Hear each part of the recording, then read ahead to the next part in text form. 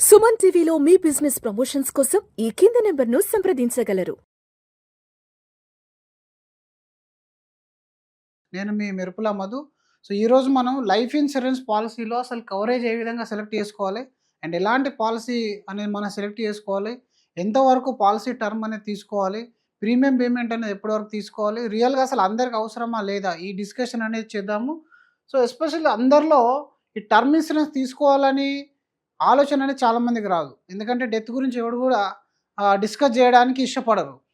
కానీ డెత్ అనేది అన్‌సర్టైన్. ప్రతి ఒక్కరి లైఫ్‌లో వస్తుంది. అది ఎప్పుడొస్తుందో తెలీదు కాబట్టి, ఇది మన కోసం తీసుకునే పాలిసీస్ గాదు. మనం తీసుకునే కార్లు గానీ, మనం తీసుకునే వివిధ రకరకాలైన వస్తువులు గానీ, అవన్నీ మనం కన్జ్యూమ్ జేయడానికి.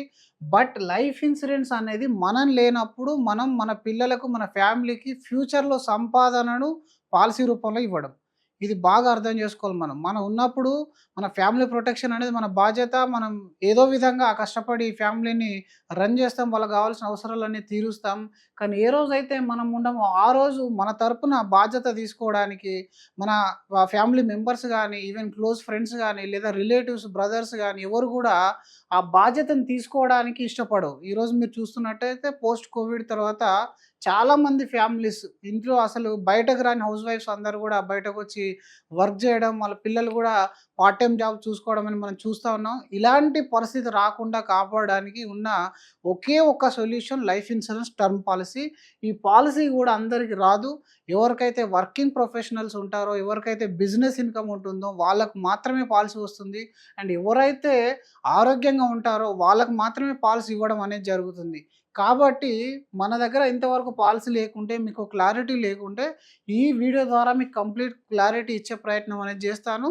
ఇందులో అన్నిటికంటే ముఖ్యంగా ఈరోజు చాలామంది యంగ్‌స్టర్స్ ఏంటనంటే అసలు పాలిసీ కవరేజ్ ఎంత తీసుకోవాలనే దాని మీద చాలా కన్‌ఫ్యూజన్ అయిపోతున్నారు. ప్రతి ఒక్కరు ఈరోజు మీరు పాలిసీ బజార్ డేటా తీసినా, కవర్ ఫ్యాక్స్ అయినా, ఈవెన్ డైరెక్ట్ ఇన్స్యూరెన్స్ కంపెనీ యొక్క డేటా మీరు తీసుకున్నప్పటికిని 5,00,000 ఉన్న వ్యక్తి, అంటే ఇన్‌కమ్ 5,00,000 ఉన్న వ్యక్తికి ప్లస్ రూ. 1,00,00,000 సాలరీ ఉన్న వ్యక్తి ఇద్దరు కూడా రూ. 1,00,00,000 కవరేజ్ మాత్రమే తీసుకుంటున్నారు. అది చాలా చాలా చాలా తప్పు. ఇక్కడ మీరందరూ ఈరోజు లైఫ్ స్టైల్‌ని చూస్తున్నారు. మనం చూడాల్సింది ఆఫ్టర్ 10, 15, 20 ఇయర్ తర్వాత మన ఫ్యామిలీ గోల్స్‌ని చూడాలి. దానికి ఒక సింప్లెస్ట్ ఫార్ములా మీకు చెప్తాను ఈరోజు. మనం లైఫ్ ఇన్సూరెన్స్ పాలిసీ తీసుకునే ముందు LIFEలో ఉన్న 4 లెటర్స్‌తోని మీకొక ఫార్ములా చెప్తాను. ఈ ఫార్ములా ద్వారా మీరు ఒక ప్రాపర్ కవరేజ్‌ని చూజ్ చేసుకునే ఆప్షన్ అనేది ఉంటుంది. ఇక్కడ ఎల్ అనే అక్షరంలో ముందుగా మీ లియబిలిటీస్‌ని క్యాలిక్యులేట్ చేయండి. ఫర్ ఎగ్జాంపుల్ ఇప్పుడు మీరు గనక ఒక 25,00,000 ప్యాకేజ్‌లో ఉన్నారనుకోండి. రైట్? 25,00,000 ప్యాకేజ్‌లో మీరున్నారు. ఇక్కడ మీకు లియబిలిటీ అనేది ఎంతుందో ముందు ఇక్కడ రాయండి. అంటే అది మీకు హోమ్ లోన్ అవ్వచ్చు, పర్సనల్ లోన్ అవ్వచ్చు, కార్ లోన్ అవ్వచ్చు. అన్నీ కలిపి ఫర్ ఎగ్జాంపుల్ మీకొక 50,00,000 వరకు లియబిలిటీ ఉంది. సో, ఈ లియబిలిటీని ముందు క్యాలిక్యులేట్ చేసుకోండి. దీని తర్వాత ఇన్‌కమ్ రిప్లేస్‌మెంట్. యాక్చువల్‌గా టర్మ్ పాలిసీ అనంటేనే మనకు లేని ఏదైతే ఆగిపోయిన ఇన్‌కమ్ ఉంటుందో, ఆ ఇన్‌కమ్‌ని రిప్లేస్ చేయడానికి తీసుకోవాల్సిన పాలిసీ. మరక్కడ ఇప్పుడు మీకు 25,00,000 రూపీస్ ప్యాకేజ్‌లో ఉన్నారంటే అప్రాక్సిమేట్‌లీ మనం ఒక 2,00,000 రూపీస్ పర్ మంత్ డ్రా చేస్తున్నాము. మరి 2,00,000 రూపీస్ పర్ మంత్ మన ఫ్యామిలీకి రావాలి. ఇదే కదా లాజిక్. ఈ లాజిక్ లేకుండా మనం పాలిసీ తీసుకునే సంబంధం ఏంటి? ఈరోజు 2,00,000 రూపీస్ ఎర్న్ చేస్తున్నప్పుడే మనం ఫైనాన్షియల్‌గా ఇంకా స్ట్రగుల్ అవుతున్నాం. బికాజ్ మన ఎక్స్‌పెక్టేషన్, మన లైఫ్ స్టైల్, మన ఇన్‌ఫ్లేషన్ అలా పెరిగిపోయింది. ఆ 2,00,000 రూపీస్ రావాలి అని అనుకుంటే సింప్లెస్ట్ ఫార్ములా. ఎంత అమౌంట్ మనం ఫిక్స్డ్ డిపాజిట్ చేస్తే ఈ 2,00,000 రూపీస్ పర్ మంత్ మనకి ఇంట్రెస్ట్ వస్తుంది. అది క్యాలిక్యులేట్ చేయాలి. రైట్?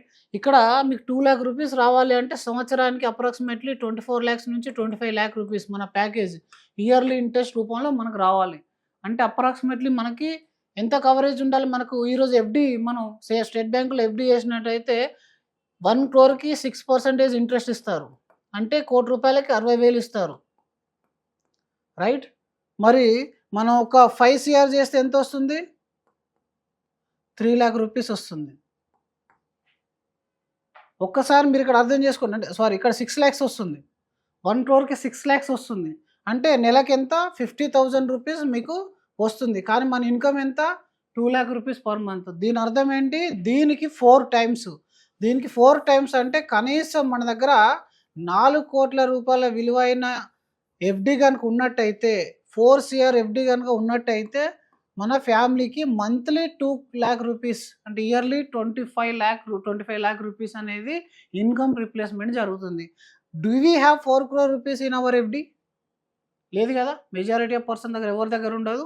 ఈ 4 క్రోర్ రూపీస్ ఏదైతే ఉంటుందో ఇది మనకు ideal coverage for taking term insurance if you are in 25,00,000 rupees package. ఒకవేళ మీరు ఇక్కడ 10,00,000 రూపీస్ ప్యాకేజ్‌లో ఉన్నారనుకోండి, ఇప్పుడు మీకు దాదాపు సగం అయిపోతుంది. అంటే 2.5 సీఆర్ అవుతుంది. అలా మన లైఫ్ స్టైల్‌ని బట్టి మన ఎక్స్‌పెండిచర్ మన ఫ్యామిలీ యొక్క గోల్స్ డిపెండ్ అయి ఉంటాయి కాబట్టి, ఇక్కడ మనం 25,00,000 ఎగ్జాంపుల్‌లో మాత్రం కనీసం 4,00,00,000 పాలిసీ తీసుకుంటే ఇన్‌కమ్ రిప్లేస్‌మెంట్ అవుతుంది. బట్ మన దగ్గర మళ్ళీ 50,00,000 రూపీస్ లియబిలిటీ కూడా ఉంది. ఇప్పుడు ఇవి 2 పక్కన ఉంచుదాం. తర్వాత ఫ్యూచర్ గోల్స్ అంటే పిల్లల యొక్క ఎడ్యుకేషన్ అవ్వచ్చు, లేకపోతే వాళ్ళ మ్యారేజ్ అవ్వచ్చు, లేకపోతే మీరేదన్నా డ్రీమ్ హోమ్ అనుకుంటున్నారు కావచ్చు. ఆ గోల్‌కి కావాల్సిన అమౌంట్స్ ఎంత? ఈ 3, 4 గోల్స్ ఏవైతే ఉన్నాయో దీన్నే ఫైనాన్షియల్ ప్లానింగ్ అంటారు. ఫైనాన్షియల్ ప్లానింగ్‌లో ఫస్ట్ స్టెప్ వచ్చి మనకి ఇన్సూరెన్స్ అని ఎందుకంటారంటే, వీటిపైన ఆధారపడే తర్వాత ప్లానింగ్ జరుగుతా ఉంటుంది. ఇప్పుడు మీ ఫ్యూచర్ గోల్స్ అన్నీ కలిపితే ఫర్ ఎగ్జాంపుల్ మీకు ఇక్కడ ఒక 50,00,000 నుంచి 1 సీఆర్ వచ్చిందనుకుందాం. ఫర్ ఎగ్జాంపుల్ ఇక్కడ ఆఫ్టర్ లాంగ్ టర్మ్ తర్వాత వస్తది కాబట్టి 1 సీఆర్ ఇక్కడ మనం క్యాలిక్యులేట్ చేద్దాం. ఒక ₹1,00,00,000 రైట్? ఎమర్జెన్సీ ఫండ్ ఎప్పుడైతే ఎర్నింగ్ పర్సన్ చనిపోతారో, ఎర్నింగ్ పర్సన్ యొక్క అబ్సెన్స్ ఉంటుందో, అప్పుడు వాళ్ళ దగ్గర ఎమర్జెన్సీ ఖర్చులో కూడా డబ్బంతా కూడా ఖర్చయిపోతుంది. సో, కాబట్టి మనం 6 నెలలకు సరిపడా ఫండ్ అనేది మన దగ్గర ఉంచుకోవాలంటారు. ఈ మంత్లీ ఇన్‌కమ్ ఇంటూ 6 మంత్స్. అంటే కనీసం ఇక్కడ మీరు 2,00,000 రూపీస్ అంటే ఒక 12,00,000 రూపీస్ అయినా కనీసం మనం ఎమర్జెన్సీ ఫండ్ కింద ఉంచుకోవాల్సొస్తది. మరి ఇక్కడ 12,00,000 రూపీస్ కూడా ఇక్కడ యాడ్ చేయాలి. సో, వీటన్నిటిని గనుక యాడ్ చేసినట్టయితే ఎంతైతే కవరేజ్ వస్తుందో, ఆ కవరేజ్ అనేది నిజమైన life insurance term plan coverage. కానీ ఈరోజు మనం ఏం చేస్తున్నాం, కనీసం ఇది ఫుల్‌ఫిల్ చేయట్లేదు, ఇది ఫుల్‌ఫిల్ చేయట్లేదు అండ్ ఇది కూడా ఫుల్‌ఫిల్ చేయట్లేదు. ఏదో మనకు 1 సీఆర్ అంటే 1 సీఆర్, 1 అంటే 1.5 మనం ఈరోజు కంఫర్ట్ చూసుకుంటున్నాం. ప్రాపర్ కవరేజ్ చూసుకోవట్లేదు. ఈరోజు కంఫర్ట్ చూసుకోకండి ఎవరు కూడా. ప్రీమియం అని ఈరోజు మీకు బర్డెన్ అవ్వచ్చు. కానీ ఆఫ్టర్ 4 ఇయర్, 5 ఇయర్ తర్వాత మీ ప్రీమియం అనేది మీకు బర్డెన్ అవ్వదు. రెండోది ఎమర్జెన్సీలో ఎప్పుడైతే రిస్క్ అవుతుందో ఆ టైంలో మీ ప్రీమియం కాదు చూడాల్సింది. మీ కవరేజ్ చూస్తారు. ఎందుకంటే వాళ్ళకొచ్చే అమౌంట్ అదే కదా!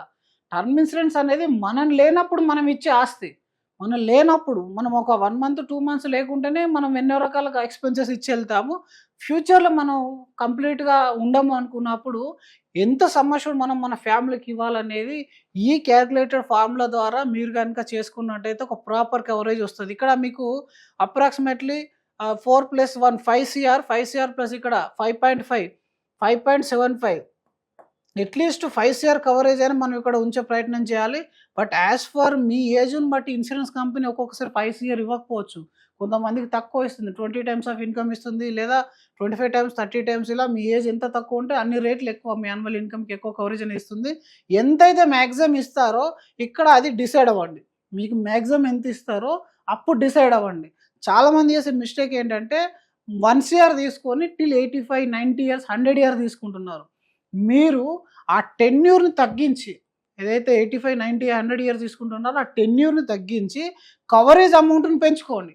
ఎందుకంటే term insurance having a meaning when there is a early death.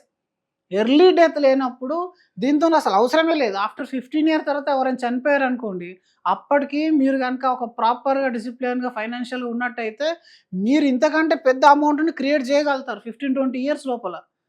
కానీ ఇమ్మీడియేట్‌గా ఈ నెక్స్ట్ 4, 5, 10 ఇయర్స్ లోపల డెత్ జరిగితే మాత్రమే ఫ్యామిలీకి ఎఫెక్ట్ ఉంటుంది కాబట్టి, ఆ టైంలో ఒకవేళ మనం ప్రాపర్ కవరేజ్ గనుక ఇవ్వగలిగితే మన ఫ్యామిలీ అనేది ప్లాట్‌ఫార్మ్ మీదకి రాకుండా, రోడ్డు మీద పడకుండా కాపాడగలిగిన వాళ్ళం అవుతాము. కాబట్టి ఈ ఫార్ములా ప్రకారం అనేది టర్మ్ ఇన్సూరెన్స్ కవరేజ్ అనేది చూజ్ చేసుకోవాలి. దీని తర్వాత మనకి యాన్యువల్ ఇన్‌కమ్‌కి కనీసం 20 రేట్లైనా అంటే ఇవన్నీ క్యాలిక్యులేట్ చేయడం తెలీదు నాకు అనుకున్నప్పుడు, కనీసం మన యాన్యువల్ ఇన్‌కమ్‌కి 20 టైమ్స్ మీరు 10,00,000 తీసుకుంటే 10 ఇంటూ 20 అదే మీరు 1,00,000 ప్యాకేజ్‌లో ఉంటే లేదా మీరు 10,00,000 ప్యాకేజ్‌లో, 12,00,000 ప్యాకేజ్‌లో ఉంటే ఇంటూ 20 టైమ్స్ అయినా కనీసం యాన్యువల్ ఇన్‌కమ్‌కి తీసుకునే ప్రయత్నం అనేది చేయాలి. అండ్ ఎప్పటి వరకు తీసుకోవాలి? ఇక్కడ కూడా చాలామంది చేసే మిస్టేక్ ఏంటనంటే, నేను ఇందాక చెప్పినట్టు 85, 90, 100 ఇయర్స్ తీసుకుంటున్నారు. వాళ్ళు ఎప్పటికో ఒకసారి చనిపోతాం కాబట్టి డెఫినిట్‌గా ఆ అమౌంట్ అనేది యూజ్ అవుతుందనే భ్రమలో ఉంటున్నారు.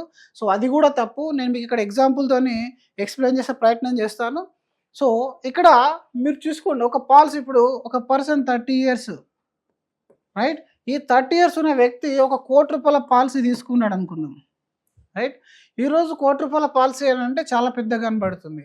ఇదే దీన్ని మీరు గనుక 6-7% ఇన్‌ఫ్లేషన్‌తోని క్యాలిక్యులేట్ చేసినట్టయితే టైమ్‌తో పాటుగా మనీ వాల్యూ పడిపోతుంది. Yes or no? రైట్? పడిపోతుంది కాబట్టి ఇక్కడ ఇది గనుక 6-7% ఇన్‌ఫ్లేషన్ ఉంటే ఎవ్రీ 10 ఇయర్స్‌కి దీని వాల్యూ అనేది సగానికి వస్తుంది. అంటే 40 ఇయర్‌కొచ్చేసరికి the money of 1 crore become 50 lakh rupees. And by the time he reaches 50, it will become 25 lakh. And by 60, it will become 12.5 lakhs. యాక్చువల్‌గా మీరు ఇక్కడ 50-55 ఏళ్ల తర్వాత ఏదైనా రిస్క్ అయినా మీరు ఇచ్చేది ₹1,00,00,000 కాదు. దీనికి బాగా క్యాలిక్యులేట్ చేసుకోవాలనుకుంటే మీరు ఒక 15 ఇయర్ బ్యాక్ ఒక 1 lakh ఏదైతే కొనగలిగారో, ఈరోజు 1 lakh మీరు ఏదైతే కొనగలుగుతున్నారో ఆ క్యాలిక్యులేషన్ చేసుకోండి. ఆ క్యాలిక్యులేషన్ గాని మీరు ప్రాపర్‌గా చేసినట్టయితే మనం ఎక్కడ రాంగ్ చేస్తున్నాం అనేది తెలిసిపోతుంది. ఇది మీరు ఏ లాజిక్, ఈ లాజిక్ అనేది ఏ యూట్యూబ్‌లో కూడా చెప్పరు. ఎందుకంటే ఇది గనుక చెప్పినట్టయితే దీని మీద ఇంట్రెస్ట్ అయిపోతది అందరికి. ఈ లాజిక్ అనేది రియాలిటీ.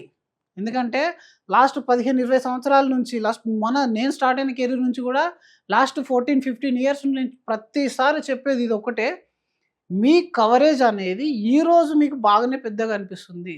ఆఫ్టర్ 10, 15, 20 ఇయర్ తర్వాత ఇది తక్కువ అయిపోతుంది. ఇప్పుడు మీరు ఆలోచించండి, by the time he reaches 100, మీరు 100 ఇయర్స్ కవర్ తీసుకుంటే అప్పటికి అసలు ఆ మనీకి వాల్యూ ఏముంది? యూజ్‌లెస్ కదా! ఆ టైంలో అనవసరంగా ఈ యూజ్‌లెస్ మనీ కోసం మీరు ఎక్కువగా ప్రీమియం పేమెంట్ చేస్తున్నారు. దాని బదులుగా ఇప్పుడు మీరిక్కడ 100 ఇయర్స్, 90 ఇయర్స్ తీసుకునే బదులుగా ఈ 1 crore కవరేజ్‌ని 50, 55 వరకు తీసుకుంటే మీకు ఇక్కడ 1.5 CR వస్తది. 1.5 CR సేమ్ ప్రీమియంలో వస్తుంది. కొంచెం కలుపుకుంటే, కొంచెం ప్రీమియంగా మీరు ఎక్స్టెండ్ చేయగలిగితే 2 CR వస్తుంది. అంటే ఎర్లీ టైమ్‌లో కవరేజ్ అనేది ఇంపార్టెంట్ అవుతది. లాంగ్ టర్మ్‌లో కవరేజ్ అనేది మీకు యూజ్‌లెస్. రైట్? మీరు గనుక ఆఫ్టర్ 60 మీరు రిటైర్ అయ్యే స్టేజ్‌కొచ్చారు. మీ పిల్లలు పెద్దయ్యారు. వాళ్ళు ఇండిపెండెంట్ అయిపోయారు.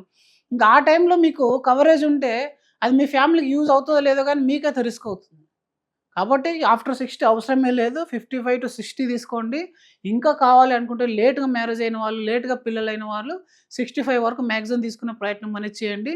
అంతకు మించిన కవరేజ్ అనేది తీసుకోవాల్సిన అవసరం పడదు. రైట్? అట్‌లీస్ట్ ఇంకా మీరు బండ గుర్తుగా తీసుకోవాలనుకుంటే మీ యంగర్ చైల్డ్ బికమ్ 30 ఇయర్స్. అంటే మీ ఇంట్లో ఉన్న చిన్న పిల్లలు ఎవరైతే ఉంటారో వాళ్ళకి 30 ఇయర్స్‌కి వచ్చేంత వరకు మీ టర్మ్ కవరేజ్ తీసుకోండి. Because by 30 we expect our children to be financially independent, right? 30 years అంటే 24, 25లో సెటిల్ అవుతారు మాక్సిమం. కానీ ఇంకొక 4, 5 ఇయర్స్ బఫర్ తీసుకొని 30 ఇయర్స్‌కి వచ్చేంత వరకు తీసుకోండి. ఈ విధంగా తీసుకున్నా మీరు 40 ఇయర్స్‌కి పిల్లలైనా 40+30 70కే క్లోజ్ అయిపోతుంది. రైట్? ఈ లాజిక్ ప్రకారం గనుక మీరు తీసుకున్నట్టయితే మీకు ప్రాపర్ టర్మ్ ఇన్సూరెన్స్ అనేది దొరుకుతుంది. And PPT premium payment term మళ్ళీ ఎలా తీసుకోవాలి అంటే రెగ్యులర్ పేమెంట్ తీసుకోవాలా, లిమిటెడా, పే టిల్ 60, లైఫ్ టైమా, మంత్లీయా? ఇక్కడ రెగ్యులర్ పేమెంట్ అంటే మీరు 30 ఇయర్స్ ఉన్న వ్యక్తి ఫర్ ఎగ్జాంపుల్ 60 ఇయర్స్ వరకు తీసుకున్నాడు అనుకున్నాం అంటే 30 ఇయర్స్ 30 సంవత్సరాలు కట్టాలి. ఒక్కసారి ఆలోచించండి, 30 సంవత్సరాల వ్యక్తి నెక్స్ట్ 30 సంవత్సరాల కమిట్మెంట్ తీసుకుంటున్నాడు. Is it possible? Many of the కేసెస్‌లో ఆఫ్టర్ 7-8 ఇయర్స్ తర్వాత పాలసీ రిన్యువల్ అనేది చేయరు చాలామంది. కాబట్టి వీళ్ళు కాని సందర్భంలో మీరు రెగ్యులర్ పేమెంట్‌కి వెళ్ళండి. మీకు ప్రీమియం పేమెంట్ కష్టంగా ఉంది, కట్టలేరు అనుకుంటే మాత్రమే. కానీ 30 ఏళ్ల లియబిలిటీ అనేది పెట్టుకోవడం అనేది మంచిది కాదు. ఎందుకంటే మధ్యలో మీ పిల్లల హైయర్ ఎడ్యుకేషన్స్ వస్తాయి, మ్యారేజెస్ వస్తాయి. ఆ టైంలో మీరు కట్టలేరు. కాబట్టి ఇక్కడ లిమిటెడ్ పేకి వెళ్ళే ఛాన్స్ అనేది తీసుకోవచ్చు మీరు. 10 ఇయర్స్ గానీ, 5 ఇయర్స్ గానీ, 15 ఇయర్స్ గానీ 5, 7, 10 లేదా 15 ఇయర్స్ తీసుకునే ప్రయత్నం చేయండి. దీనివల్ల 2 లాజిక్స్ ఉంటాయి. ఏంటి సార్ మీరు ప్రీమియం ఎక్కువ రావాలని ఇలా చెప్తున్నారు అనుకోవద్దు. ఇక్కడ మీరు గమనించాల్సింది ఏంటనంటే ఒకవేళ మీరు గనక ఒక 6 ఇయర్స్, 7 ఇయర్స్ కట్టిన తర్వాత మనం కట్టలేని పరిస్థితి వచ్చింది. మనకి ఏదైనా క్రోనిక్ ఇష్యూ వచ్చింది. అలాంటి మెడికల్ కండిషన్ వచ్చిందనంటే మనం ప్రీమియం కట్టలేదు. అంటే మనం ఒక 10 ఇయర్స్ దాటింది కట్టాము. 11th ఇయర్‌లో మనకేదైనా ప్రాబ్లమ్ అయింది. ఇంకా మన భార్య గాని, ఇంట్లో వాళ్ళు గాని దాన్ని కట్టలేని పరిస్థితిలో వదిలేసారు. ఆ తర్వాత మనకేమైనా రిస్క్ అయిపోతే అప్పుడు ఫ్యామిలీకొచ్చేది గుండు సున్నా. అప్పుడు రాదు కవర్ ఏం రాదు. కాబట్టి ఇప్పుడు ఫర్ ఎగ్జాంపుల్ రీసెంట్‌గా చాలామంది కేసెస్‌లో చూస్తా ఉంటాం.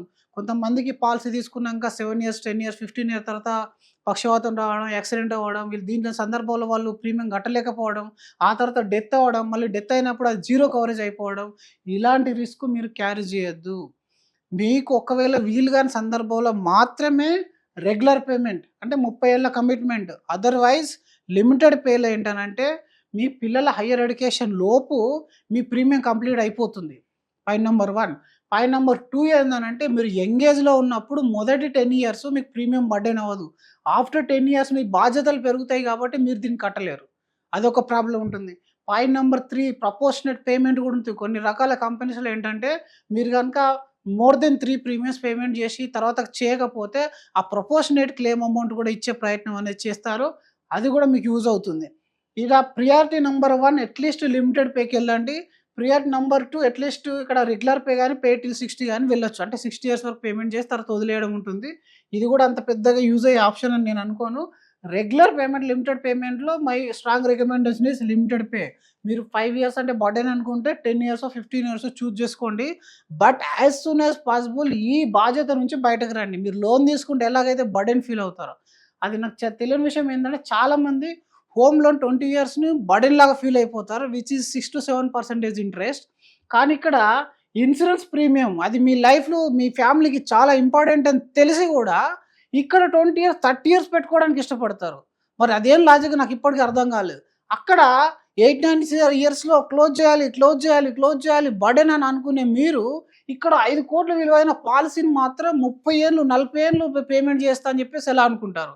అది మీ కంఫర్ట్ మాత్రమే. మీరిక్కడ మీ కంఫర్ట్ చూజ్ చేసుకుంటున్నారు. కానీ మీ ఫ్యామిలీని రిస్క్‌లో పెడుతున్నారు.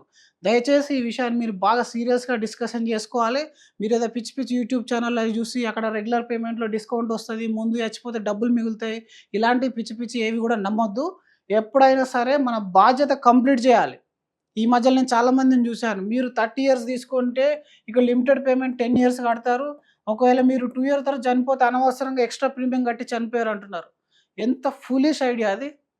మీరు చనిపోయారు. ఒక 1,00,000, 2,00,000 రూపీస్ ఇచ్చి చనిపోతే ఇంకా 98,00,000 రూపీస్ కవరేజ్ వచ్చింది కదా! దాన్ని ఇప్పుడు రెగ్యులర్ పేమెంట్లు చేస్తే ఇక్కడ 30,000 వచ్చేది. ఇంకా అమౌంట్ మిగిలేదని చెప్పేసి చెప్తున్నారు. అలాంటి స్టూపిడ్ ఐడియాస్ మాత్రం అస్సలు వినకండి. ఫ్యామిలీని రిస్క్‌లో పెట్టుకోకండి. ఎప్పుడైనా లిమిటెడ్ పే అనేది మీ ఫ్యామిలీకి శ్రీరామ రక్షగా ఉంటుంది. అంతకంటే ఇంకా మనం ఏం చెప్పలేము. దీని తర్వాత ఆ లైఫ్ టైమ్ కవరేజ్ అస్సలు తీసుకోవద్దు. ఇందాకే చెప్పాను. మనీతో పాటుగా, టైమ్‌తో పాటుగా మనీ వాల్యూ పడిపోతుంది. నెక్స్ట్ 20, 30 ఇయర్ తర్వాతనే మీ మనీకి వాల్యూ అనేది లేదు. ఇక్కడ చూడండి 30 ఇయర్స్‌కే మీ 1 క్రోర్ కవరేజ్ 12 లాక్స్ అయిపోయింది. విచ్ ఇస్ 6% యాన్యువల్ డిక్రీజ్ ప్రకారం, ఇన్‌ఫ్లేషన్ ప్రకారం మాత్రమే. ఇది గనుక మీరు 90 ఇయర్స్, 100 ఇయర్స్ తీసుకున్నారనుకోండి, ఆ టైంకి సైకిల్ కూడా రాదు. రైట్? పిల్లలకు ఆడుకునే వస్తువు కూడా రాదు. అనవసరంగా ఇన్సూరెన్స్ కంపెనీ ట్రాప్‌లో పడకండి 100 ఇయర్స్ తీసుకొని. ఇన్సూరెన్స్ కంపెనీ మీకు ఎలాంటి పాలసీ కావాలో అలాంటివి తయారు చేసి ఇస్తుంది. మనకు వివేకం ఉండాలి. మనకు నాలెడ్జ్ ఉండాలి. ఇలాంటి సెషన్‌లో మీరు ఒకటి కాదు 100 సెషన్‌లు అటెండ్ అయిన తర్వాత డిసిజన్ తీసుకోండి. రైట్? దీని తర్వాత మంత్లీ పేమెంట్‌కెళ్ళకండి. ఎవ్వరు కూడా మంత్లీ పేమెంట్‌కెళ్ళే ప్రయత్నం చేయకండి. మీకు మంత్లీ పేమెంట్‌లో ఓన్లీ 15 డేస్ మాత్రమే గ్రేస్ పీరియడ్ ఉంటుంది. మీరు 15 డేస్ రోజు పేమెంట్ కట్టకపోతే ఏదైనా ఒక కారణంతోని మ్యాచ్ డెబిట్ కాకపోతే చాలామంది 40 ఇయర్స్ టర్మ్ పెట్టుకుంటున్నారు. దాన్ని మంత్లీలో పెట్టుకుంటున్నారు. ఒక్కసారి ఆలోచించండి. మీరు 5 సంవత్సరాలు లోన్ తీసుకుంటే 10 బౌన్స్‌లు అయితాయి. రైట్? మీరు ఆ సరిగా మెయింటైన్ చేయరు బ్యాలెన్స్. అదే 10 సంవత్సరాలు, 20 సంవత్సరాలు పెట్టుకుంటే ఎన్ని బౌన్స్‌లు అయితాయి? 40 సంవత్సరాలు పెట్టుకుంటే ఎన్ని బౌన్స్‌లు అయిపోతాయి? మీకు తెలియకుండా బౌన్స్ అయిపోయి, డెత్ అయిపోతే జీరో కవరేజ్. ఈ విషయం ఎవరు చెప్పరు. మంత్లీ మోడ్‌లో 600, 700 అనగానే మనం ఎగిరి గంతులేసి ఆ పాలసీ తీసుకొని ఫ్యామిలీని రిస్క్‌లో పెట్టొద్దు. మంత్లీ మోడ్ అనేది మన కోసం కాదు. ఎవరైతే అఫోర్డ్ చేయలేని వాళ్ళు ఉంటారో వాళ్ళకి మాత్రమే మంత్లీ మోడ్. బేసిక్ కవరేజ్ తీసుకునే వాళ్ళు 25 లాక్స్, 30 లాక్స్ తీసుకునే వాళ్ళు, ఎఫోర్డ్ చేయలేని వాళ్ళు మాత్రమే మంత్లీ మోడ్‌లో తీసుకోవాలి. అదర్‌వైజ్ అట్‌లీస్ట్ రెగ్యులర్ పేమెంటు లేదా limited payment, yearly payment are ఇట్లా వరస్ట్ కేసెస్‌లో 6 మంత్స్ పేమెంట్, ఆ క్వార్టర్లీ పేమెంట్ అని పెట్టుకోండి. బట్ మంత్లీ అనేది అవాయిడ్ చేసేయండి. ఇంకా దాని తర్వాత మీ ఇష్టం. సో, ఇక్కడ మీరు 100 ఇయర్స్, 85 ఇయర్స్ ఏదైతే నేను చెప్పానో దీన్ని మీకు ఇంతకుముందు ఎగ్జాంపుల్ ఆల్రెడీ నేను ఎక్స్‌ప్లెయిన్ చేశాను. ఒకటి మనీ వాల్యూ అనేది పడిపోతుంది. మీకు ఆ కవరేజ్ అనేది ఒక వ్యక్తి 30 ఇయర్స్ ఉన్న వ్యక్తి 35లో చనిపోతే ఉన్నంత ఎమర్జెన్సీ 75లో చనిపోతే ఉండదు. ఇది సింపుల్ లాజిక్. మీకు ఇక్కడ చనిపోయి 1 సిఆర్ ఇచ్చారు. ఇక్కడ చనిపోయిన 1 సిఆర్ ఇచ్చారు. డిఫరెన్స్ అనేది ఎక్కడొచ్చింది? మనీ వాల్యూ పడిపోయింది. అలాగే మీకు రెస్పాన్సిబిలిటీస్ అన్నీ క్లియర్ అయిపోయినాయి. రెస్పాన్సిబిలిటీస్ అన్నీ క్రియేట్ అయ్యాయి. మీకు కంప్లీట్ అయిన తర్వాత ఈ 1 సిఆర్ వచ్చినా రాకున్నా ఫ్యామిలీకి పెద్ద యూజ్ అనేది ఉండదు. కాబట్టి ఎర్లీ స్టేజెస్‌లో ఈ 30 నుంచి 45 ఏదైతే ఏజ్ 15 ఇయర్స్ ఉంటుందో ఇందులోనే మెజారిటీ మన గోల్స్ అనేటివి ఉంటాయి. రఫ్‌గా ఇంకొక 5 ఇయర్స్ తీసుకుంటే 50 ఇయర్స్. ఈ 50 ఇయర్స్ వరకు ఎంతైతే ప్రీమియం ఉంటుందో దాన్ని అంటే మీరు ఇక్కడ తీసుకుంటే 1 సిఆర్ తీసుకుంటే 85 ఇయర్స్ వచ్చే కవరేజ్ ప్రీమియం ఏదైతే ఉంటుందో అందులో మీకు 1.5 65 వరకు కవరేజ్‌లో వస్తుంది. కాబట్టి 50 లక్షలు ఇక్కడ ఎక్స్ట్రా కవరేజ్ అనేది ఉంటుంది. That is more important. మీరు కావాలనుకుంటే ఇక్కడ యాక్సిడెంటల్ రైడర్ ఒక 1 సిఆర్, బేస్ కవరేజ్ ఒక 1 సిఆర్ యాడ్ చేసుకునే ప్రయత్నం అనేది చేయండి. దానివల్ల యాక్సిడెంటల్ రిస్క్ అయితే డబుల్ కవరేజ్ వస్తుంది. సో ఈ విధంగా లైఫ్ ఇన్సూరెన్స్‌లో టర్మ్ పాలసీ అనేది మీరు చూజ్ చేసుకోవాలి. ఇంకా మీకు దీనిపైన ఎలాంటి డౌట్స్ ఏమైనా ఉన్నట్టయితే మీరు కమెంట్ సెక్షన్‌లో మెన్షన్ చేయండి. మీరు ఏదైనా కొటేషన్ కూడా అప్రాక్సిమేట్‌లీ మీరు చూడాలనుకుంటే కమెంట్ సెక్షన్‌లో మీ డీటెయిల్స్ అనేది ఇవ్వండి. మేము రెస్పాండ్ అయ్యే ప్రయత్నం అనేది చేస్తాము. అలాగే ఇంకా రానున్న రోజులలో ఏదైనా పాలసీ కంపారిజన్ కావాలనుకుంటే లేదంటే పర్టిక్యులర్ ప్రొడక్ట్ డీటెయిల్స్ మీకు కావాలనుకుంటే మీరు మాకు కామెంట్ సెక్షన్‌లో తెలియజేయండి. నెక్స్ట్ ఆ వీడియో చేసే ప్రయత్నం అనేది చేస్తాను. Thank you so much.